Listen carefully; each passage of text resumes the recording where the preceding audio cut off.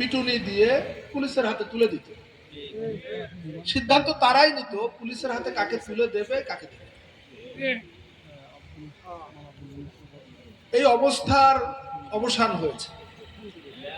আরো একটা অবস্থার অবসান হয়েছে।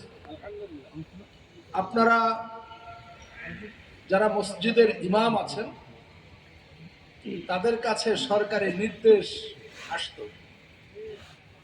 তার আগে একটু জানতে চাই আপনাদের কাছে, গত প্রায় 1.5 বছরে এমন কোন নির্দেশনা ইসলামিক ফাউন্ডেশন কিংবা ডিসির অফিস অথবা এসপির অফিস থেকে আপনারা পেয়েছেন কিনা যে নামাজের আগে কিংবা পরে মুনাজাতে প্রফেসর মোহাম্মদ ইউনূসের জন্য দোয়া করতে হবে, প্রফেসর আলী রিয়াজের জন্য দোয়া করতে হবে।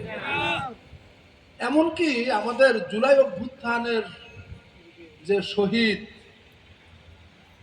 কিশোর, তরুণ, যুবক যারা জীবন দিয়ে